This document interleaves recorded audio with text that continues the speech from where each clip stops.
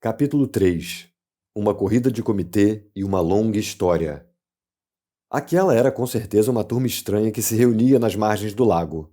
Os pássaros com suas plumas arrastando, os animais com o pelo grudado no corpo e todos pingando, irritados e desconfortáveis. A primeira questão era, evidentemente, como se secarem. Eles estavam reunidos em conselho para decidirem sobre isso. E depois de poucos minutos, parecia natural para Alice encontrar-se conversando familiarmente com eles, como se ela os tivesse conhecido toda a vida. Na verdade, ela tratava uma longa discussão com um papagaio australiano, que no final tornara-se zangado e falara: "Eu sou mais velho que você e devo saber mais!" E com isso Alice não podia concordar, sem saber a idade dele.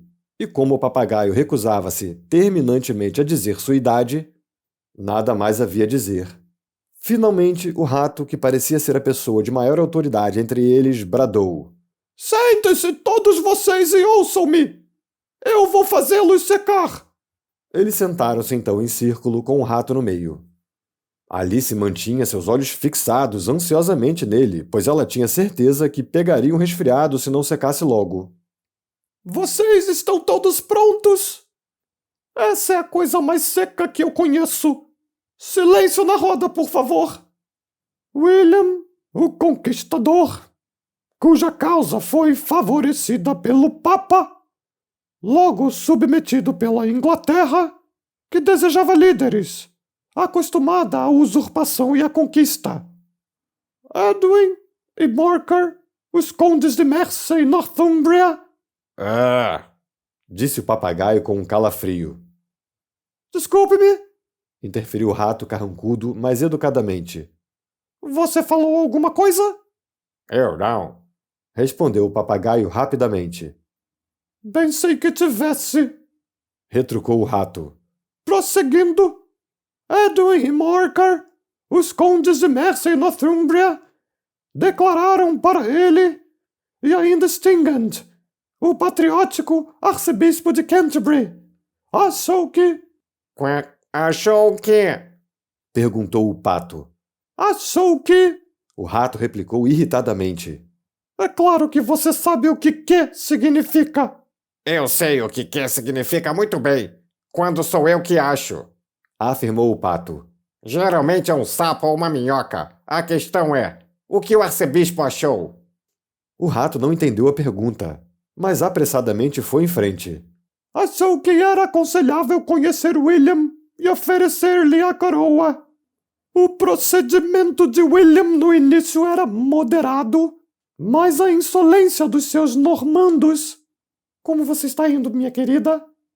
Ele continuou, virando-se para Alice enquanto falava. "Tão molhada quanto antes", respondeu a menina em um tom melancólico. "Isso não está parecendo me secar no final das contas." "Nesse caso", disse o Dodô solenemente, levantando-se, "eu proponho que a Assembleia seja suspensa para a adoção imediata de medidas enérgicas." "Fale português!" gritou o papagaio. "Eu não sei o significado de metade dessas palavras. E mais, não acredito que você saiba." E o papagaio torceu a cabeça para esconder um sorriso. Alguns dos outros pássaros riram às escondidas audivelmente. "O que eu estava dizendo", retomou o Dodô em um tom ofendido, "é que a melhor coisa para nós secarmos seria uma corrida de comitê." "O que é uma corrida de comitê?" perguntou Alice. Não que ela quisesse mesmo saber, mas o Dodô fizera uma pausa como se pensasse que alguém deveria falar, e ninguém parecia inclinado a dizer nada. "Bem", disse Dodô, "a melhor maneira de explicar isso é fazendo." E como talvez você queira tentar essa corrida em algum dia de inverno, vou contar como o Dodô fez. Primeiro, ele delimitou a pista de corridas como um tipo de círculo. A forma exata não importa, ele dissera. E então, todo o destacamento foi distribuído pela pista, aqui e ali. Não houve o tradicional 1, 2, 3 e já, mas todos começavam a correr quando queriam e pulavam quando queriam. Daí não era fácil saber quando a corrida terminava. Entretanto, quando eles já estavam correndo há mais ou menos meia hora e já estavam quase secos, o Dodô repentinamente gritou: A corrida está acabada! Então todos se aglomeraram em torno dele, ofegando e perguntando: Mas quem ganhou? Essa pergunta o Dodô não poderia responder sem pensar muito. E ficou parado um bom tempo com um dedo sobre a testa, a posição na qual você normalmente vê Shakespeare nas gravuras, enquanto o resto do pessoal ficava em silêncio. Todos ganharam e todos devem ganhar prêmios. Mas quem dará os prêmios? Um coro de vozes perguntou. Ora, é ela, claro! Respondeu o Dodô, apontando Alice com o dedo.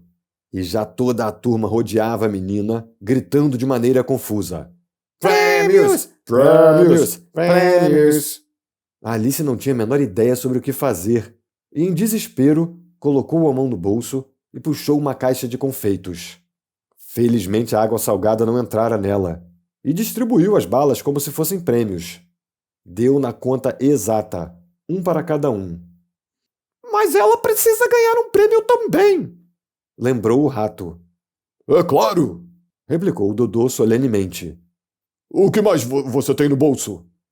E se virou para Alice. Apenas um dedal, respondeu a menina tristemente. Dê-me! Pediu o Dodô. Então novamente eles a rodearam, enquanto o Dodô solenemente a presenteava com o dedal, dizendo: Nós gostaríamos que você aceitasse esse elegante dedal. E ao final desse pequenino discurso, todos o aplaudiram. A Alice achou a coisa toda muito absurda, mas eles pareciam tão sérios que ela não ousou rir. E como não podia pensar em nada para dizer, simplesmente fez uma reverência e apanhou o dedal, parecendo o mais solene possível. A próxima coisa a fazer era comer os confeitos. Isso causou algum barulho e bagunça, pois os pássaros grandes reclamavam que não podiam saborear os seus e os pequenos engasgavam e tinham que levar palmadas nas costas. Todavia, afinal, todos terminaram e sentaram-se em círculo, pedindo ao rato para lhes contar alguma coisa. Você prometeu nos contar sua história, você sabe, disse Alice. E o porquê você odeia G&C?